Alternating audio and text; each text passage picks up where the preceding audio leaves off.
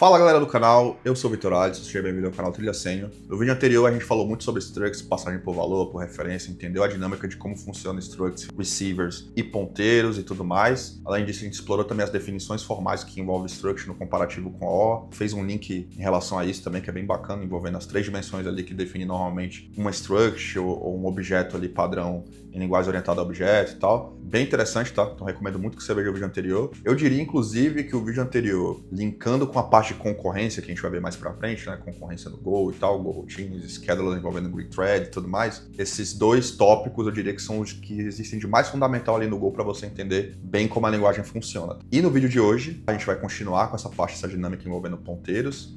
Então o tema hoje é basicamente ponteiros, referências, como manipular esses pontos específicos envolvendo, por exemplo, slices e tudo mais. Então a gente vai descer um pouquinho mais no nível em relação a ponteiros também, então se aprofundar mais um pouquinho e tal, beleza? Então bora lá. Um ponto interessante, tá, pra gente fazer aqui, pegando o que a gente fez no vídeo anterior, né, que é aquele lance de adicionar comportamento, behavior, para conseguir, por exemplo, mutar e criar aquela dimensão de mutabilidade e tal, em relação a struct, por exemplo, né? Então, o isRead aqui, a gente quer marcar uma mensagem como lida e tal, aquela coisa toda que a gente viu no vídeo anterior. Então, uma coisa interessante que a gente viu, né, é que pode ser interessante, dependendo do volume de dados que essa struct, esse conjunto de estados que essa struct pode ter, né? Se for aquela parada bem cadeada, nested, de vários relacionamentos entre structs, composições entre structs, e o fato dela também poder ser bem large e tal, né, com vários estados ali, pode ficar custoso fazer isso por cópia. Lembra que eu falei isso no vídeo anterior? Se não viu, checa lá, tá? O que a gente pode fazer aqui, tá? A gente pode trocar isso daqui para um ponteiro, certo? Até aqui, nada demais, né? A gente sabe que agora o que a gente está manipulando agora, se a gente olhar para a inferência de tipo aqui agora, a gente está manipulando um ponteiro, beleza? Então, se eu quiser acessar o valor especificamente naquela região de memória da qual o ponteiro aponta, eu preciso fazer isso daqui, ó. Essa primeira dicasinha. Então, se a gente rodar aqui, por exemplo, agora, dá um Ctrl R, não muda nada, certo? Por quê? Porque a gente tá com um ponteiro em mãos e a gente está evitando, por exemplo, quando a gente vai fazer essa atribuição, ele gerar, por exemplo,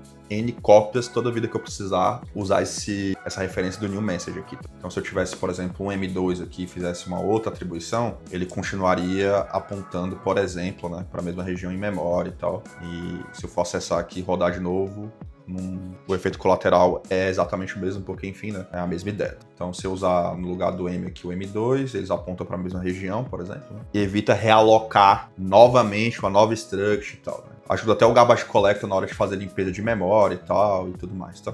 Agora, a gente vai brincar o seguinte, a gente vai brincar com uma atribuição envolvendo operações aritméticas, tá? E depois a gente vai fazer uma operação envolvendo slice também e tentar ver o que pode sair de output em relação a isso. Uma coisa que a gente pode fazer aqui, vamos fazer o seguinte, ó, imagina que eu tenho um x igual a 10, tá? Aí o y vai ser o endereço de x. E aí é o seguinte, o valor de y vai ser igual a 2 vezes o valor de x. Então a ideia é que a gente cria uma dinâmica de fazer uma atribuição aqui com a operação, né, fazendo um produto aqui, né, onde o valor de y vai ser o dobro do valor de x. Então se eu tenho um y agora, o y é um cara que está apontando para quem? Para x, certo? E se o y aqui agora aponta para x, se eu dobrar esse valor e alocar, fazendo um replace em memória para o valor do qual x apontava anteriormente, que é 10, qual vai ser o valor agora se eu fizer assim, ó, fmt, tá? Printf, deixa eu botar um printf aqui bonitinho, message, e aí, message não, né? Opa, então vai ser x aqui, e aí esse cara aqui vai ser 1%f, e aí eu vou printar o valor de y aqui, %d, perdão, já que é um inteiro, né? E aí eu vou fazer o seguinte também, né? Vou até copiar esse cara aqui de cima, tá? Vou duplicar ele e vou colocar o valor de y aqui, tá? O valor de x. E se eu for manipular agora também o endereço, tá? Então printf, vou mostrar aqui o ponteiro, tá? %p, então vai ser o endereço de x, né? E duplicar, não é message, é x, e aqui vai ser o valor de y, tá? Só que aqui a gente vai manipular o ponteiro diretamente. Então barra n aqui só para quebrar a linha, e aqui x, y.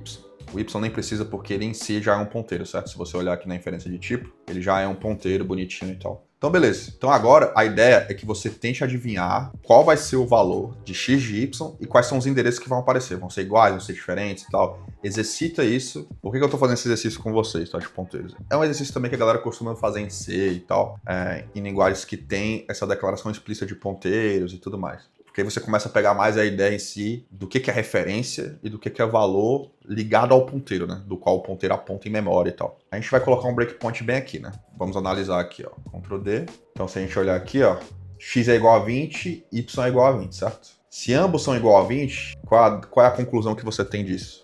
Imediatamente. É que o valor do ponteiro também vai ser igual, né? Então, se a gente só deixar seguir aqui no breakpoint, a gente vê que os valores aqui do ponteiro, eles apontam exatamente para o mesmo lugar, que era o lugar do qual a gente esperava, certo? Parênteses, tá? Sobre isso daqui.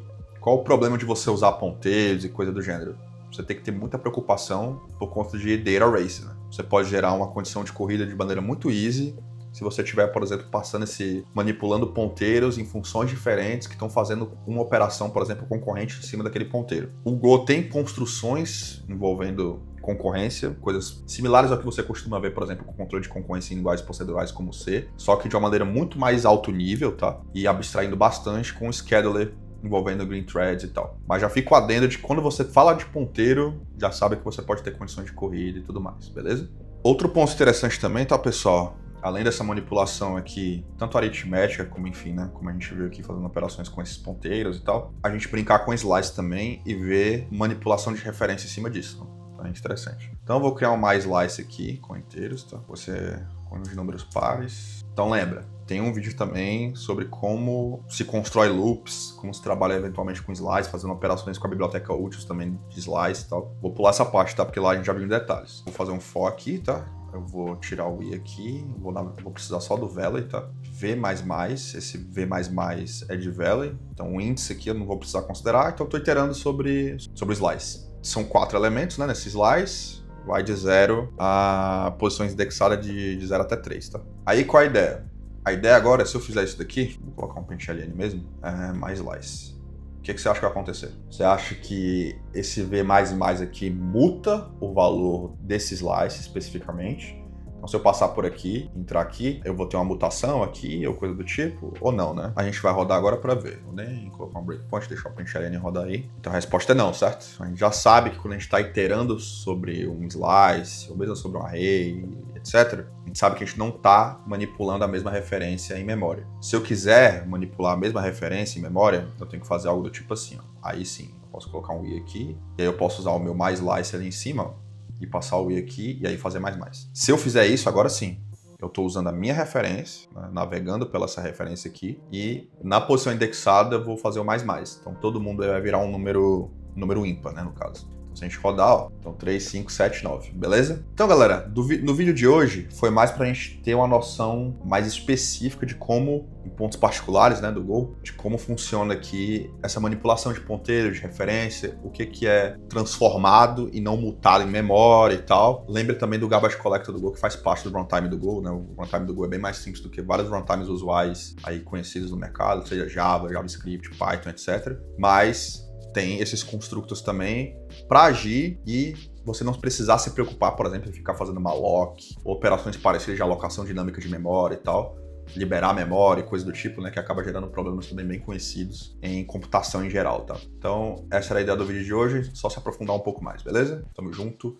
Se ficou qualquer dúvida, tá, galera? Pinga nos comentários aí que eu tô aqui para ajudar e se inscreve, divulga o canal aí pro máximo de pessoas que você conhece que pode vir porventura gostar do canal, beleza? Tamo junto.